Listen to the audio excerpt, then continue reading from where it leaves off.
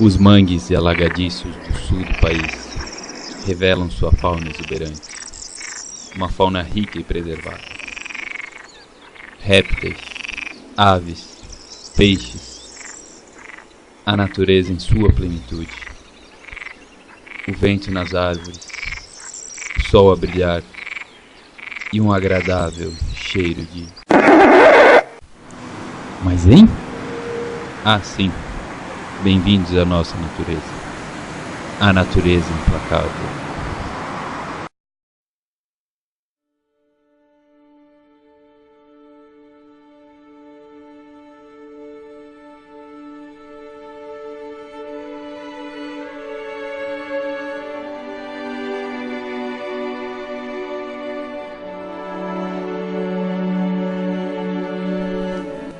Ao longo do século XX, o mundo sofreu um intenso processo de urbanização.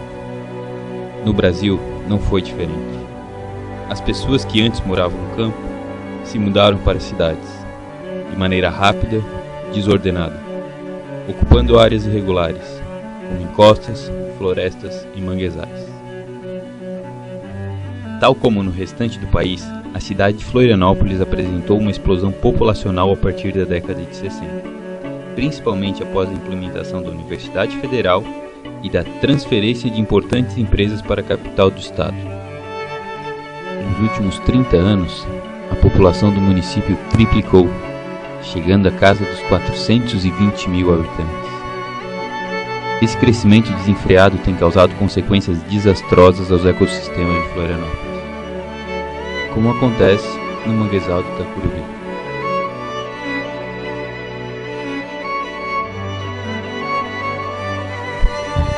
Foi em cima deste manguezal que a população emergente da capital se estabeleceu. O mangue e os brejos sofreram inúmeras alterações, tais como aterros e drenagem. Como se isso não bastasse, essas novas residências ainda despejam seu esgoto e lixo dentro do mangue.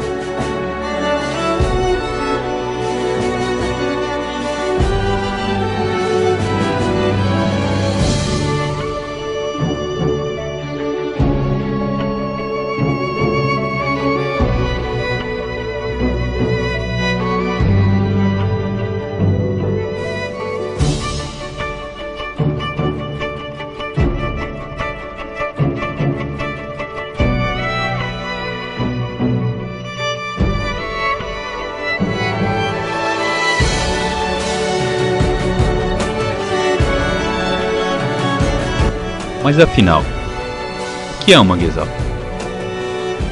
Manguezais são importantes ecossistemas da região costeira, presentes na foz de rios e estuários. Desenvolvem um grande papel no ambiente. Servem como abrigo, berçário e fonte de alimento para diversas espécies, além de fornecer bens e serviços para o ser humano.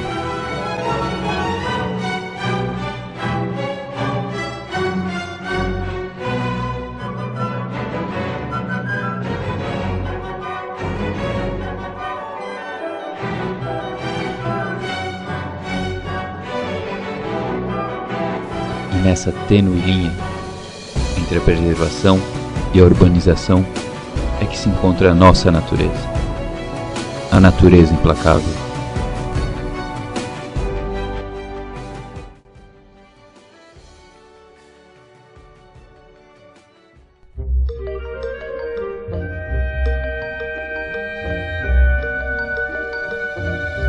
As garças são aves de porte grande e esbelto, podendo atingir quase 2 metros de envergadura em algumas espécies. Habitam margem de lagos, rios, praias e terras alagadiças como os manguezais. As garças alimentam-se principalmente de peixes, porém possuem um cardápio variado, podendo incluir insetos, larvas, caranguejos, anfíbios e pequenos répteis.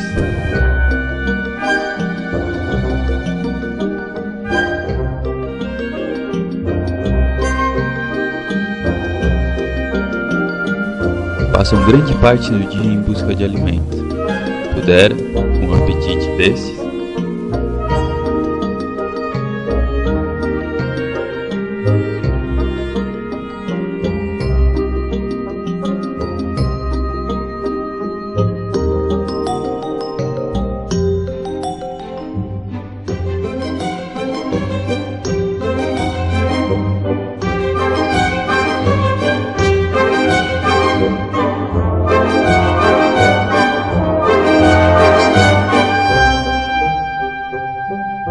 região do Itacurubi são encontradas 3 principais espécies de garças: a garça branca pequena, a garça branca grande e a garça moura.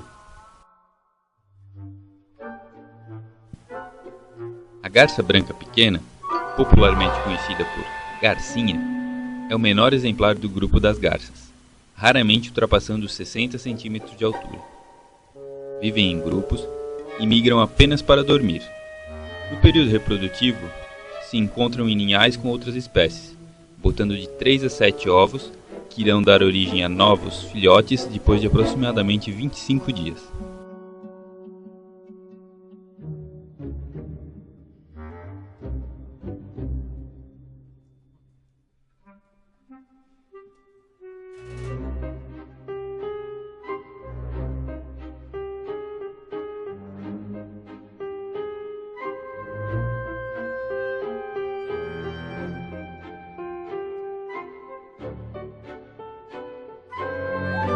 Diferentemente de sua prima garcinha, a garça branca grande pode realizar grandes migrações, podendo inclusive atravessar a cordilheira dos Andes.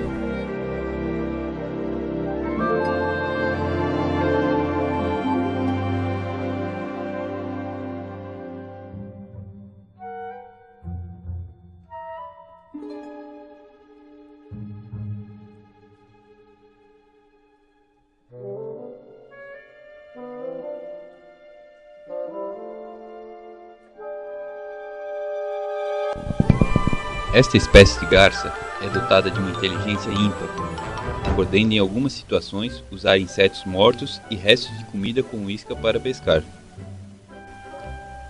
Durante boa parte do último século, a espécie foi muito visada pela caça.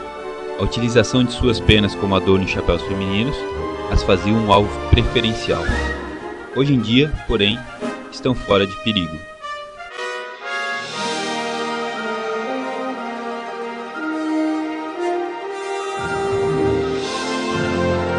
A garça moura é conhecida por ser a maior garça do Brasil, com uma envergadura de quase 2 metros. Tem o hábito solitário, exceto no período de reprodução, onde se reúne em ninhais com várias outras de sua espécie. Na região do Itacurubi não é tão facilmente avistada, porém tem uma ampla distribuição no território nacional.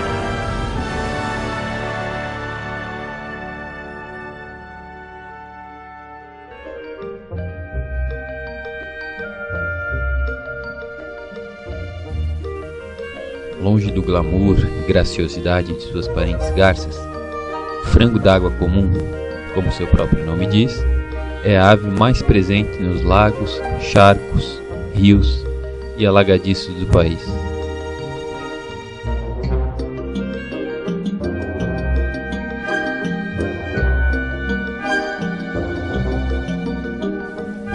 Esta ave de pequeno porte se destaca pelo contraste em sua plumagem, preta, com sua testa e bico vermelhos.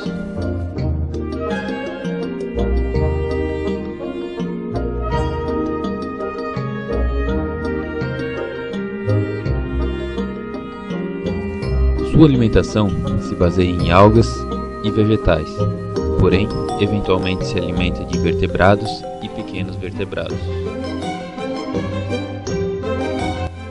O frango d'água reproduz às margens dos corpos d'água e, em certas ocasiões, sobre plataformas flutuantes feitas de vegetação. É encontrado em todo o mundo, exceto na Oceania. A caça dessa espécie é comum em regiões interioranas, porém, atualmente, está sob baixo risco de extinção.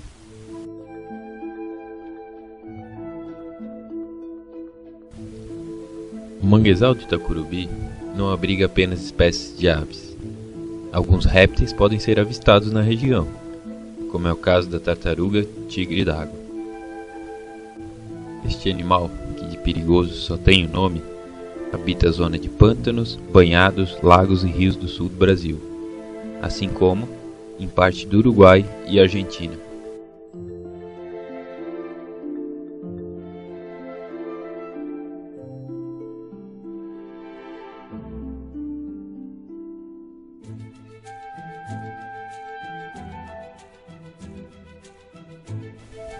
Achar alimento na região não parece ser problema, uma vez que esses animais com característica onívora se alimentam de moluscos, peixes, insetos e eventualmente pequenas aves, além, é claro, de vegetais.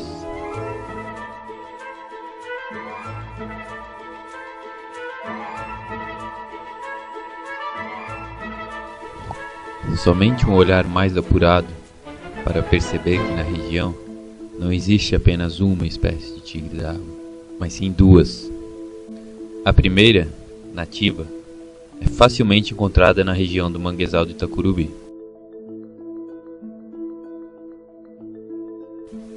A outra espécie, exótica, é oriunda da América do Norte e foi introduzida na região através do abandono de pessoas que a possuíam como animal de estimação. A característica marcante que diferencia a espécie exótica da espécie nativa é a presença de manchas vermelhas na região dos olhos. Essa espécie, quando introduzida fora de seu habitat de origem, pode prejudicar as espécies nativas, competindo por espaço, alimento e podendo até mesmo transmitir doenças que antes ali não existiam. A reintrodução dessas espécies no ambiente natural, quando criadas em cativeiro, é considerada crime pelas legislações ambientais brasileiras.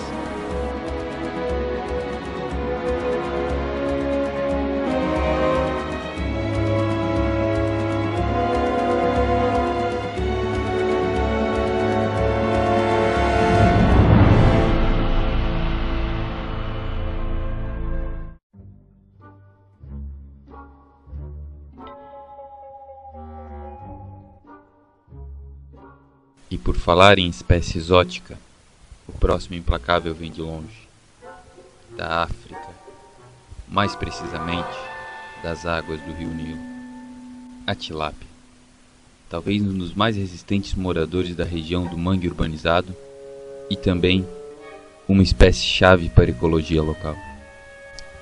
Introduzida na década de 70 como solução para a piscicultura no país, esta espécie logo tomou conta de rios e lagos naturais, devido à fuga dos tanques de cultivo, se tornando uma praga.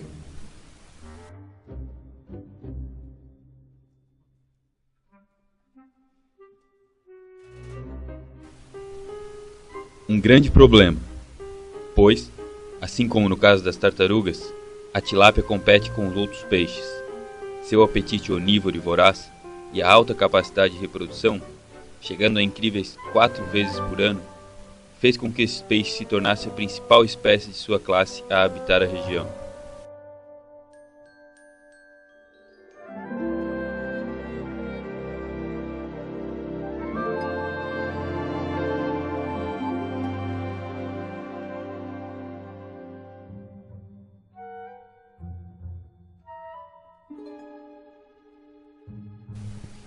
Mas isso não faz com que ela seja a rainha deste insólito reinado implacável.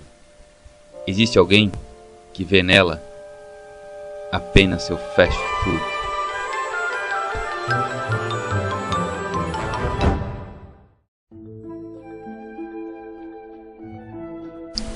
O jacaré do papo amarelo é sem dúvida a estrela principal das poluídas águas do mangue urbanizado. Atrai a atenção de moradores e de transeuntes.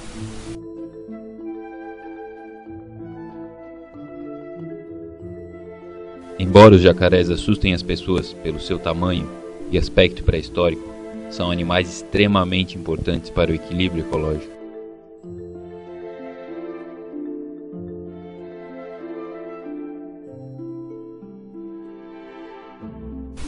Alimentando-se de roedores e moluscos, ajudam a impedir a disseminação de várias doenças.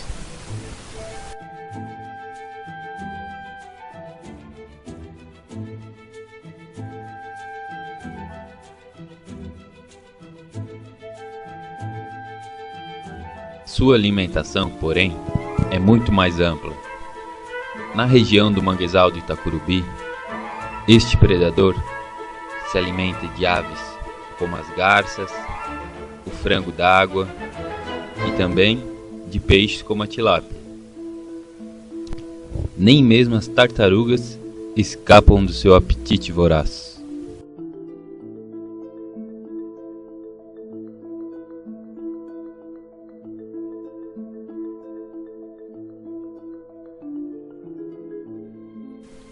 Sua existência, porém, esteve ameaçada nos últimos tempos.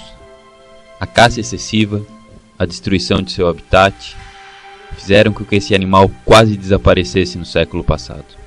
Rígidas leis de combate à caça ilegal ajudaram a impedir o seu desaparecimento.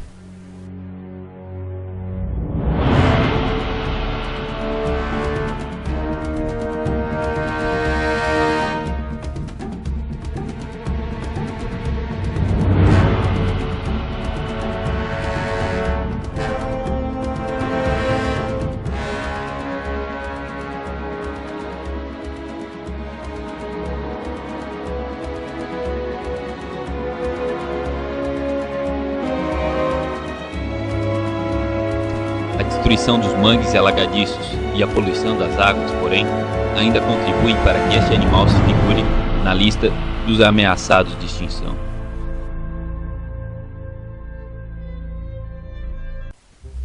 A reprodução dos jacarés de papo amarelo ocorre geralmente na primavera. As fêmeas constroem ninhos próximo à água, com folhas e areia, e ali depositam seus ovos, cerca de 30. O calor do sol e da fermentação das folhas ao redor do ninho faz com que ele atinja uma temperatura ideal. Em cerca de 70 ou 90 dias, os ovos eclodem. Os filhotes, ainda muito frágeis, necessitam do cuidado dos pais. Este, inclusive, é um diferencial da espécie. O cuidado dos pais é imprescindível. Predadores como garças e tartarugas podem acabar com uma ninhada inteira em poucos minutos. Como não possuem alternativa, os jacarés nidificam na região urbanizada. E este é um dos maiores problemas.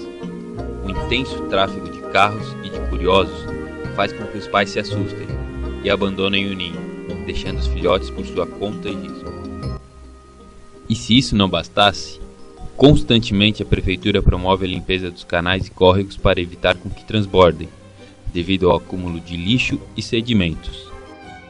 Esta limpeza promove a retirada da vegetação ciliar, que é o abrigo dos pequenos na ausência dos pais,